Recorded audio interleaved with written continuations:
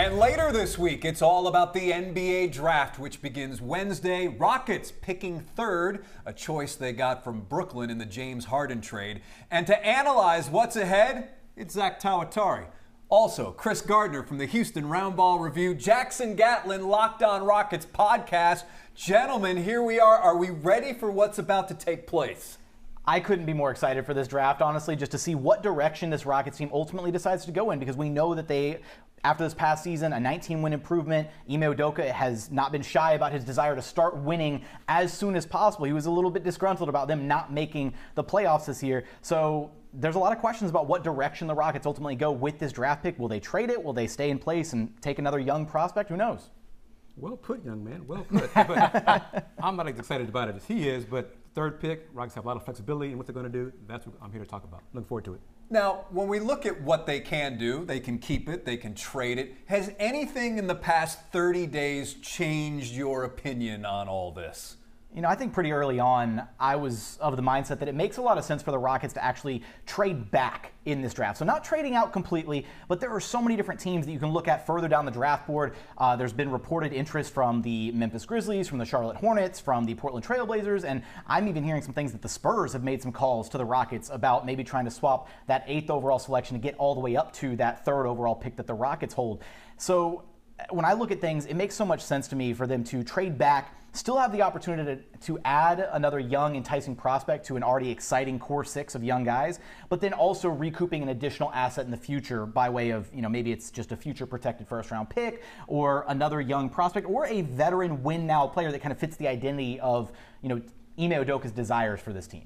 That's my lead in. Thank you, sir. That's what I'm going for. I'm trading a third pick for an impact veteran. That's what I think they should do. Impact veteran. Yes, sir. Easier said than done, though. Sure it is, but I trust Rafael Stone to make the right move for a trade. Is there enough capital to do it? They got future draft picks, of course it is, yeah. Okay. They got some young players that other teams do want too. Yes. When you say win now play, are you, Kris, are you thinking more like that star type player, or are you thinking more of, you know, a glue guy? A glue guy, impact player, somebody more impactful than like a Jason Tate. Okay. Interesting.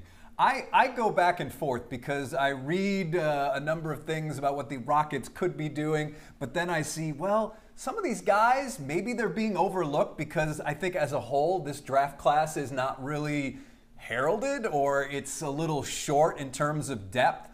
Certainly at number 3, you can do some things. So I've been going back and forth, but I think I was pretty set on trading the pick, and I think I still feel that way despite what I've read and seen the last month. Yeah, it kind of reminds me of a situation when you're a kid. Your parents take you to the toy store, but that one toy you really want, it's just not there. So then you decide to take another toy. Well, what you should do is just wait. And I think that if the Rockets really want someone in the future that's going to make an impact on this team, I'm not saying that other guys won't make a huge impact, but I don't think the guy that they really want for as high as that pick is there. And I think that they should trade it for a future asset. All right, so we kind of have a feeling of how everyone wants this to turn out. Over on the big board, we are doing best case scenario. So let me show you guys what we're going to do. Actually, Kris, come over here with me. So best case scenario, I'm thinking trade and get a shooter back. Someone. What do you think that this team should do? Best case scenario, what would be the ultimate for the Rockets? What could happen for them? I'm going to trade as well. Okay. And I'm not being as definitive as you as a shooter, but I'm going to say an impact vet. Okay, an impact vet. And I do believe who can shoot. Oh, okay, all right. What's great about Kris is no matter what I do, no matter what he does, his cuff here on his shirt always touches the board. So we've got some doctorese there. That's like a medical professional. And I wasn't even touching it that time. I know. All right, so we'll go over here. Jackson Gatlin, what do you think? What would be your best case scenario? I hate to be the bearer of bad news here, guys, but I'm going to have to be in alignment with you guys about trading this pick. You're in a draft where, again, it's widely been regarded as a weaker draft class. Whoever you take at number 3 overall, you're not going to get that shiny toy that Zach was talking about, right? You're not going to get that one thing that you had your heart set on that's going to be a franchise-altering pick. So what better way than to trade back So I'm going to say trade, as I write this out with my sloppy handwriting, trade back. And I would love to see them trade back with either the Memphis Grizzlies or the Portland Trail Blazers and pick up a, maybe not, we won't call him a veteran, but you can get a sharpshooter in this draft, a guy like Tennessee's Dalton Connect, who is an older prospect. So he comes in a little bit more polished, a little bit more ready to contribute at the NBA level. That would be my ideal scenario for them. What about you, Zach? Yeah, I also like the idea of trading back, and that's what I'm going to write, because I think that what you can get is you can get some depth for a young developing team. There's a reason they don't have any of those, standout needs right now, because they have guys who are still coming into their own on this team. And I think that if you can add depth in this trade and still have future assets to get, I think that's a win-win for this team. Well, you're saying a standout. There isn't a standout need. I think there is a standout need. I think they need a shooter. Am I wrong on that? Because it seems like a lot of games, if they had a guy who could consistently knock down shots, they could have been in a much better position. Oh, absolutely. Beyond the shadow of a doubt, they need shooting. But the biggest issue here is you can't just add one or two guys who can shoot the basketball and expect that to fix the whole team. Okay. Because they need internal growth from all of their current players to just become better shooters overall. Alperen Sengun has to become a better outside shooter. Jalen Green has to become a more consistent outside shooter. Without that internal growth, this team is still going to struggle to hit shots next year. One guy isn't going to change that, but one guy can certainly help a little bit, whether that's a free agent acquisition or drafting a guy that's a shooter like my personal favorite, Dalton Connect from Tennessee. I don't want to put anyone on the spot. You say Connect. If they did pick at number 3, is there a guy that you would be okay with? But I'd be okay with Donovan Clingan.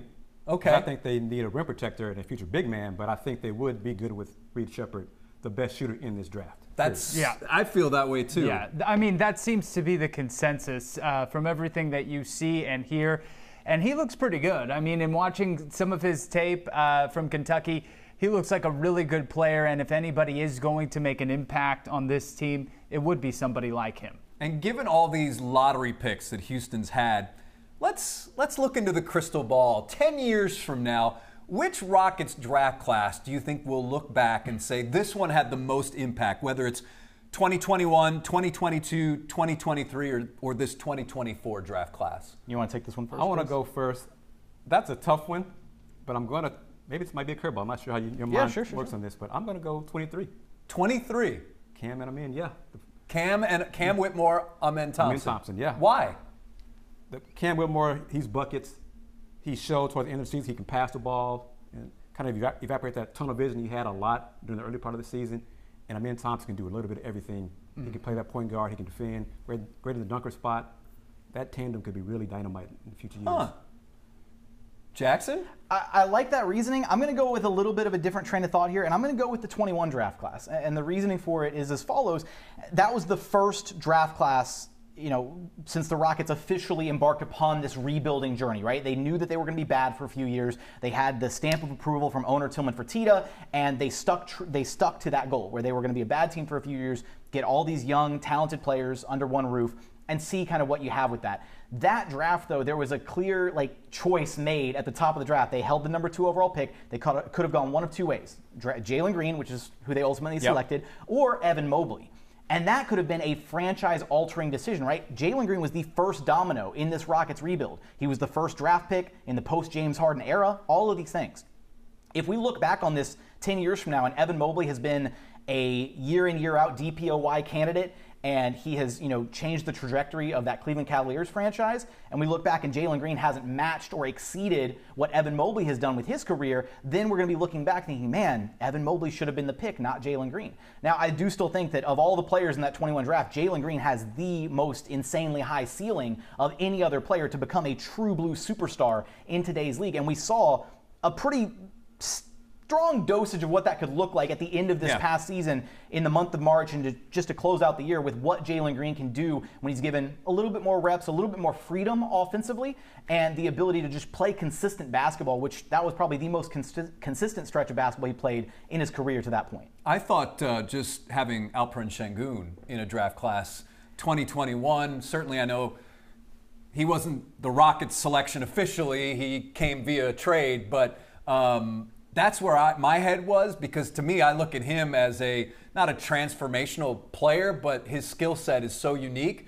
But I think I might flip it here. I might say the 2022 draft, Jabari Smith Jr. as he continues to climb, but Tari Eason seems to be a guy that when he's around, because he's good at a lot of different things and brings such juice to the floor with his defense and his ability to really stir things up. So I might say 2022. That might be the one 10 years from now.